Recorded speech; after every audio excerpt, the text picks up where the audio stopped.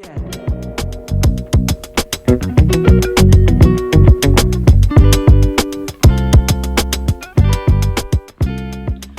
special family, welcome back to another video. If you're new here, hi, I'm Autism Mom, and on this channel we talk about autism and everything in between. I have found a great video that it's a podcaster, a dad who also has a kid with autism, and he is sharing federal funding that you can get when your child has autism. So let's take a look at the fair use reaction video. So your child has autism and your family needs help. What's available from the federal government, programs, scholarships, grants, services? Here are a few you might not know about, and if you don't, you should really try to take advantage of everything you can. First off, the IDEA, that of course ensures all kids with a disability has access to a free and appropriate public education. That of course is where the IEP comes into, and I know IEP, people hear that and the freaking temperature goes up, and I get it. We went through a battle, a full year, full contact sport with the IEP. At the end of the day, we got what we needed. We got what Cal needed, most importantly. So keep up with that. It's your right. Take advantage of that IEP and get those get access to that free and public education. You're paying for it in your taxes. Medicaid. So that's a joint federal and state program. Obviously, that gives you access to medications, therapies, medical services. Again, you have to apply. That's income dependent. Some people will make too much for it. Other people, you'll get access to that. SSI. This is cash in your pocket every month. If you qualify, Social Security, that's who you have to go through. It's supplemental security income. Again, it's called SSI. It's designed for kids with disabilities, including autism. Again, income dependent. There's a line based on how much you make, how much your family brings in, your expenses, other, kids in the family and everything like that. It's a formula. Some people will get it. Some people don't. But I'm amazed at how many people just assume they won't qualify. You should try, because like I'm saying, that is money in your pocket every single month. The Maternal and Child Health Block Grant, it's also known as the MCH Block Grant. I won't go into the whole thing. Just know that it's early intervention, diagnosis. They're grants towards autism-related services. Some states allocate a portion of it for those services. You'll have to do your research for your state. Also, CHIP, the Children's Health Insurance Program. So let's say you make too much for Medicaid, but you can't afford private insurance. CHIP covers a range of services, including healthcare and therapies for kids with autism.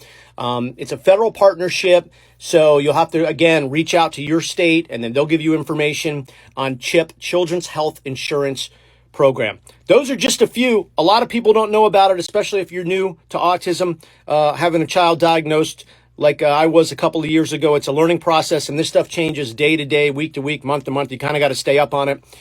What did I miss? Leave a comment. So I hope his video was helpful to parents who just got a diagnosis and don't know where to start. He has named the first building blocks of getting a diagnosis: IEP, Medicaid, SSI, and early, before 3 years old, they have early intervention programs. And then once the child is 3 years old, then they get the other therapies like speech, ABA, OT, and all of that. So those are the main building block of services that the government have to offer. I hope his pointers were useful to anyone out there who doesn't know where to start or what to do or what the next step is. Look into these programs, see if you qualified. Sometimes people think they are not qualified, and they'll be surprised that they are qualified. So give it a try, see how you can be helped. There's also Katie Beckett. If you're not qualified for Medicaid, you can apply for Katie Beckett, which will exclude your income and make sure that the child with special needs gets medical insurance. So check that out too. Let's go to the comment section and see what some parents had to say regarding these government services. So the first commenter says, I wish SSI was a little more lenient with the income limits. Ugh. The creator responded, yeah, I heard some of the rules are really tight. Some parents even had to take lawyers to fight their SSI case so their child can get SSI because of the severe disability. I've seen it happen.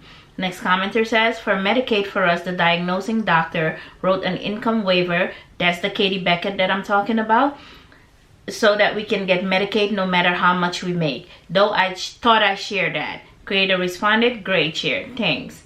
Next commenter, we didn't qualify for SSIs because we were $7 over the qualifying limit. That happened to me multiple times when I was working full-time, so I had to drop the part-time, and then I qualified for the whole thing. It's crazy. Next commenter says, also in California, you can hire your own person for respite care through regional center and they'll get paid for it. I think here you have to pick from a list in Georgia that they have to offer. Next commenter says, in California, there's also the HCBA waiver, which can get you additional hours on top if your IHSS hours. Good info, the creator responded. Next commenter says, also if you're in California, look into IHSS. It's an amazing program that helps a ton, especially if you're approved for protective supervision. I hope these tips are helpful to anyone out there, because when we got diagnosis, we didn't know where to start. Next commenter says, in California, regional center will give you medical with income exempt. Then you get respite care, then IHSS money monthly. I think the IHSS is like SSI. If you would like to follow this creator, this is his TikTok page and handle. He goes by the Daily Autism Podcast. He talks about autism. Go ahead and give him a follow, or if you have questions to ask him, please go over there and ask him your questions. Give him a follow and follow his podcast. Let me know in the comment section below, which services do you use and how do they work out for you, or were you ever denied? I'll catch you in the next video. Bye.